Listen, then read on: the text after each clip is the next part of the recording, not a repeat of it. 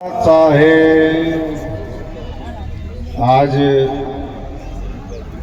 आश्रम शिमला गुजरान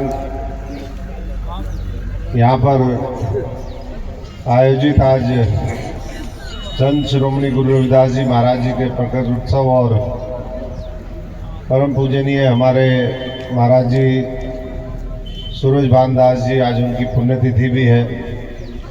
और महाराज जो अभी गद्दी नशीन है हमारे चंद्रभान दास जी, उन्होंने 108 दिन की खड़ी साधना करी है। आज इस मौके पर उपस्थित यहाँ पर हमारा सभी संत समाज, हमारे पूजनीय महाराज जी, जो जैसा अभी कहा ईसा पंथ की जो सबसे बड़ी गद्दी है, खेगड़ा धाम, वहाँ से पहुँचे महंत जी, संजय जी, सभी संत महात्मागण में माफ़ी चाहूँगा, क्योंकि वैसे ही मैं तो थोड़ा सा श्रापित हूँ। पता नहीं किसका श्राप लग गया। साधु संतों के बीच में होते होते भी हम तो जो है वनवास की तरफ चले गए। पर कोई बात नहीं, ये भी जो है साधु संत कहते हैं भाई जो होता है वो अच्छा होता है। तो मैं तो हर हाल में खुश रहने वाला हूँ। फिर भी मैं सारे साधु संतों से माफ़ी चाहता हूँ, क्योंकि सबका नाम है इसमें, सबका लेंगे तो बहुत समय लग जाएगा। सम्मानित सभी संत महात्मागण, हमारे भाई बाबूराम कौशिक जी, आज जिनके बुलावे पर हम सारे साथी, वैसे तो पूरे गांव राम इकट्ठा होकर के इस तरह का आयोजन करता है, पर माध्यम बनाता है किसी न किसी को। बाबूराम जी ने हम सबको याद किया आपके माध्यम से, कमेटी के माध्यम से। हमारे बड़े भाई जगदीश जी यहाँ पर, जिन्होंने अपनी बात अभी आपके बीच में रखी, धर्मपाल जी, पंडित जी, हमारे प्रधान जी, ब्राह्मण महासभा के सुभाष जी, सभी साथी, और सामने बैठी मेरी मातृशक्ति, सभी साध संगत जी। मैं सबसे पहले तो आज इस बहुत ही पुनीत अवसर पर आप सबको बहुत बहुत बधाई और शुभकामनाएं देता हूं। आज बहुत बड़ा दिन है। 2 दिन पहले हमने पूर्णमासी मनाई। संत शिरोमणि रविदास महाराज जी की जयंती थी। अभी हमारे भाई वीरेंद्र जी देशवाल, इनको मैंने बहुत बार सुना है साधु संतों के बीच में, जैसा इन्होंने कहा। हमारे महाराज जी जो चले गए हमारे बीच से, सूरजभान दास जी, वो भी चांग आश्रम में आते थे, ये भी आते थे, हम भी साधु संत। और कई बार मैं जब ऐसे प्रोग्राम में जाता हूँ तो मैं भी बड़ा लीन हो जाता हूँ, क्योंकि मैं भी 7 साल का सत्संग में जाने लग गया था। और उस समय जब आप छोटे होते हो तो आपको समझ में नहीं आते गहरे मतलब क्या होता है सत्संग। जैसे अभी महाराज जी कह रहे थे कि भाई हम तो सैलानी, और हम तो जो है परमात्मा के आदेश पे घूमने आए हैं। तो ऐसे बचपन में कोई छोटा बच्चा सुन ले तो वो कहे परमात्मा कैसे सैलानी भेजता है भाई। और हम तो जो है सैलानी तो हैं, तो अगर हमारा माँ बाबू कहीं लेके जाएंगे तो हम सैलानी कहीं घूम के आ जाएंगे, वैसे कैसे। लेकिन धीरे धीरे समय के साथ ज्ञान बढ़ता है, जीवन के उतार चढ़ाव जब आदमी देखता है, तो मैं समझता हूँ कि और जो संत महात्माओं की जो वाणी है, जो हमारे संतों ने पूरी दुनिया का सार इस भजन वाणी के माध्यम से बताया है, उसके और मतलब समझ में आते हैं। तो आज इतना सुंदर कार्यक्रम यहाँ इस गांव में शिमला गुजरान में किया, मैं बहुत बहुत धन्यवाद करता हूँ कि इस मौके पर मुझे भी याद किया। एक हमारे ही परिवार में आज एक शादी भी है, तो मैं थोड़ा सा माफ़ी भी चाहूँगा, नहीं तो मैं अभी रुकता। वो 4 बजे की घुड़चड़ी है जी, और मैंने इनको कहा भी था भाई को, मैं कहा भाई आज का, बोला नहीं जी आपने भी जरूर आना है, सारा संत समागम है। तो मैं इसलिए आया भी, और अब जाना भी जरूरी है।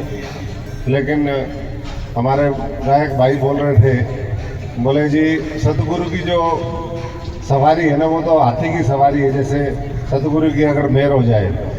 और बाकी जो काम है दुनिया का, जो संसार है ना, ये सारा संसारिक जो मामला है, ये तो गधे की सवारी बराबर है। लेकिन क्या करें जी, संत भी बैठे हैं और आप भी बैठे हो, कई बार हाथी की सवारी करके गधे की सवारी करनी पड़े, यही राजनीति है। तो हम तो संसारिक जीवन में है, तो महाराज जी सारे तरह की सवारी में है, लेकिन सवारी तो करने में मजा, देखो वो तो हाथी की आता है। इसमें तो कोई, मैं नहीं समझता कि किसी को भी कोई संशय होगा, वो सामने बैठे हैं। देखो हमारे दूसरे नंबर के बाबूजी पानी पी रहे हैं, ये करच लगी हुई है घोड़ी, और जो है मैं उनको देख रहा था जब आपने वो भजन गाया ना, तो बड़े मस्त होकर के, वैसे तो सारी संगत मस्ती, माताएं बहनें सब, क्योंकि कहते हैं ना सतगुरु आनंद के लूटे खजाने भाई सतगुरु के दरबार में, सतगुरु के दरबार में भाई संतों के दरबार में। तो ये तो सारे लोग जो है आनंद के खजाने लूटने आए हुए आज, तो सारे ही आनंद ले रहे थे, लेकिन वो जो है वो यूं करने में लगे हुए थे। और फिर उन्होंने यूं जेब नीचे से यूं घुमा करके अंदर की जेब में से नोट निकाला और ऊपर जेब में रख लिया, क्योंकि एक भाई दे के गया। आपने कहा कि भाई मेरी सुन लो, तो उन्होंने ऊपर रख लिया। किस भाव से रखा वो तो खैर उनका है, लेकिन आनंद उन्होंने पूरा लिया। तो सारे इसी तरीके से आनंदित हो और उसमें हम कोई व्यवधान ना पहुंचाए। साधु संत सबने बोलना है, तो मैं एक बार फिर सबको बहुत बहुत बधाई देता हूँ, शुभकामनाएं देता हूँ। नया साल भी है, परमपिता परमेश्वर सदगुरु महाराज जी खूब आपके ऊपर कृपा करे, फिर आपके बीच में मिलेंगे। और ऐसे भाई से मैं एक और भी गुजारिश करूँगा, आजकल देखो एक नया चलन भी, ये कलयुग है, इसमें सारे तरह के चलन है। एक तरफ मांस मच्छी अंडा ये वो दारू धप्पा जो भी नशे हैं वो भी चल रहे हैं, और दूसरी तरफ ऐसा भी है कि जो नौजवान पीढ़ी नहीं कर रही, वो नया साल भजन के माध्यम से भी, भजन कीर्तन उनके माध्यम से भी करती है। तो थोड़ा सा आप भी कुछ करो, कुछ ये संत महात्मा आशीर्वाद देंगे, कुछ हम भी करेंगे, कुछ नया जिसमें नई पीढ़ी को हम जोड़ सके, क्योंकि नई पीढ़ी को ढिंचक भी चाहिए थोड़ा सा। तो भजन में ठीक है, ये जो आपका है वो तो है, लेकिन उसमें थोड़ा सा जिसमें बच्चों को और ज्यादा जोश आ जाए, ऐसा देशभक्ति भी, और हमारी जो है संत महात्माओं महापुरुषों के भगवान के प्रति, परमात्मा के प्रति भी उनकी और आस्था बढ़े, उसके लिए मैं समझता हूँ कि कुछ आप करो। हम कभी बैठ करके चर्चा करेंगे इसमें, क्योंकि सब जगह आते हैं जाते हैं। अब तो देखो लगातार जो है इन चीज़ों के प्रति, चाहे हमारी संस्कृति हो, हमारा पुराने जितना भी और है, आयुर्वेद है और तमाम चीज़ें हैं, योगा है, पूरे दुनिया में छाई हुई है। और भारतवर्ष का जो दिमाग है उसकी तो पूरी दुनिया में दाद देते हैं लोग। तो आने वाला समय इस देश का पूरी दुनिया में हो, यहाँ की हमारी आने वाली पीढ़ियाँ पूरी दुनिया का नेतृत्व करे, और वो बिना संत महापुरुषों के जो है आशीर्वाद के और उनके मार्गदर्शन के बिना ये संभव नहीं है। मैं ना चाहते हुए भी, क्योंकि मैंने जैसा कहा कि समय तो मैं और बिताना चाहता था आपके बीच में, लेकिन मुझे जाना भी पड़ेगा। मैं आप सबका बहुत बहुत आभारी हूँ, धन्यवादी हूँ।